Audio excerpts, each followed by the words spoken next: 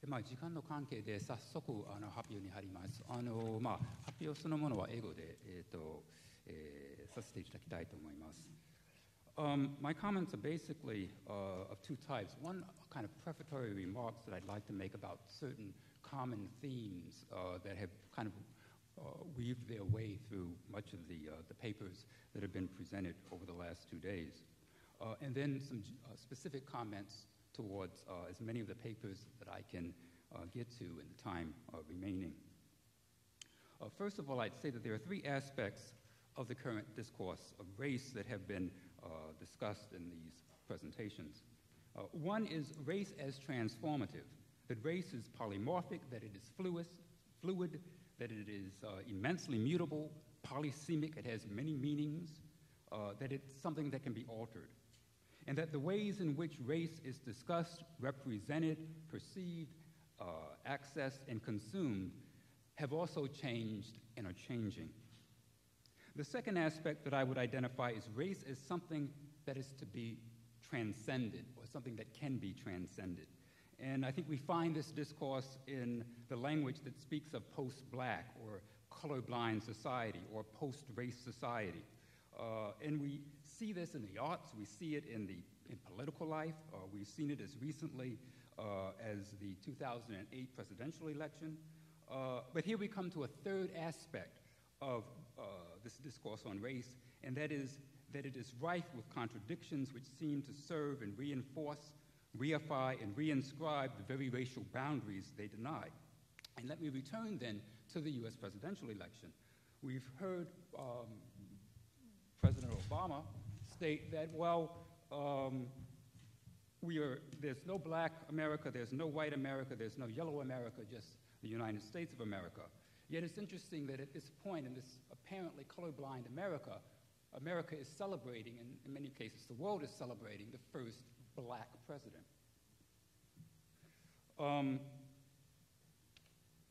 Professor Duster's keynote address spoke quite forcefully to these contradictory messages. For while the scientific basis of race has largely been rejected, we nonetheless see a revival of discourses, both scientific and popular, that attribute real and perceived differences to genetics and which consequently reify existing racial taxonomies. Gene quantum complements blood quantum in the reckoning of racial difference, with talk of genes now substituting for blood as the new racially meaningful marker of immutable difference.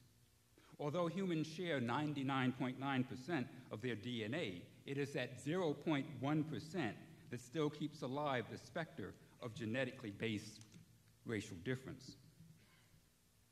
Both Professor Kawashima and Professor Kato have touched on James Watson's infamous remarks to the Sunday Times on the intellectual inferiority of Africans. As Professor Kato has noted, there is no little irony in the fact that Watson, as director of the Cold Spring Harbor Laboratory, spearheaded the move to devote 3 to 5% of its budget to examine the ethical, legal, and social implications of genomic research. Though its primary focus was not on how that research would impact social attitudes and policies towards race, but on those suffering from genetically transmitted diseases. An interesting omission when one considers that American medical science has often considered blackness a pathology in need of a cure. It was, after all, the 19th century physician Benjamin Russ, a slave-owning abolitionist, who regarded black skin as a hereditary disease, a form of leprosy in need of a cure, and who disapproved race mixing on the grounds that it would, quote, infect posterity with the disorder. Also ironic and symptomatic of the contradictory nature of the discourse of race is the fact that not long after Watson's statement, it was reported by The Independent, another British newspaper, that, quote, scientists who sparked racism row has black genes, end of quote, noting that an analysis of Watson's own genome, quote, showed that 16% of his genes were likely to have come from a black ancestor of African descent.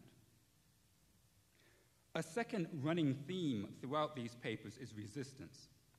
Professors Takezawa, Kurokawa, and Kawashima all raised the question of the artistic response to the anti-racism struggle and the role of popular culture in representing and resisting categories of racial being. They also raised questions about what constitutes acts of resistance and the degree to which such acts may be complicit in systems of oppression, serving to reify and reinforce existing stereotypes. The issue of resistance is also raised, I should say the tenacity of racial thinking is also raised in Professor Lee's paper.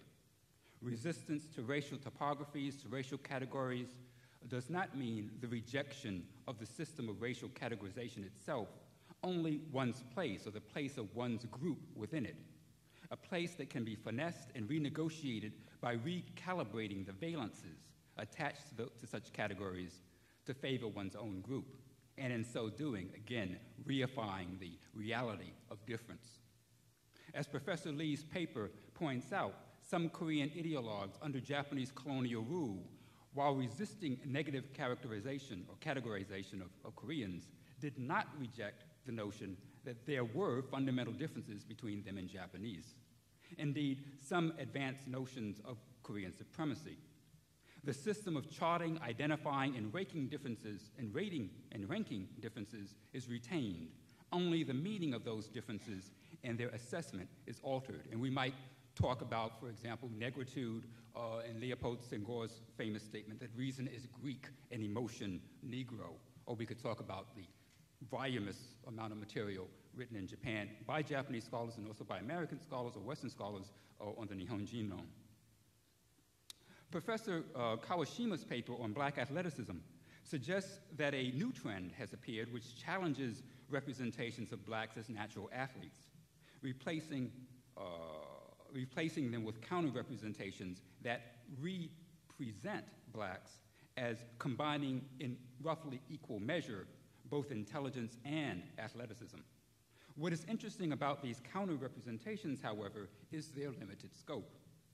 For the most part, Hollywood has not sought to counter the stereotype of black athletic superiority by portraying its opposite, blacks as primarily intellectual beings. Rather, it continues to depict blacks as bodies, but bodies with minds.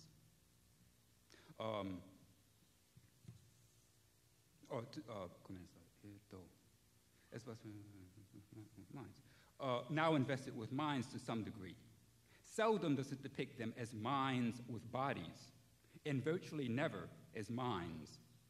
While Hollywood films are rife with images of black athletic accomplishment and have come to show the intellectual side of black athletes, there are very few cinematic representations of black intellectuals, scholars, scientists, writers, or for that matter, geeks or otaku.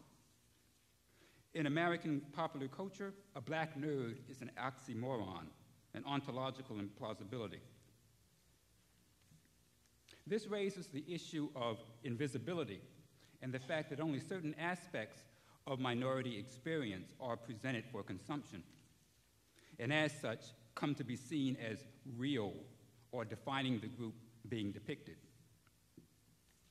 The issue of the gaze and its relation to resistance also resonate in the papers of Professor Takezawa and Kurokawa, and their attempts to transgress, if not transcend, racial boundaries and the stereotypes that mark those boundaries. The artist often must acknowledge the reality, the ontological weight, the burden of representation of those very boundaries. Indeed, it is precisely the burden of these restrictive expectations that they attempt to resist through their art. It also points to the fact that concepts of art are themselves implicitly embedded in webs of social, or rather racial, signification. Art, we are told, is or should be raceless.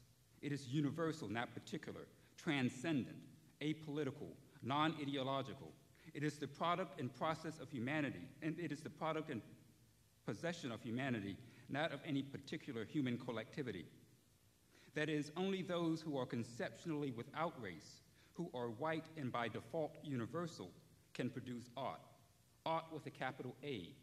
All other forms of art are small a art, primitive art, folk art, tribal art, and stigmatized as victim's art. I could go on, but I've been told that I'm running out of time, so I'll just leave it there. There are other comments that I would have made about the remaining papers, but there isn't enough time to address them. Thank you.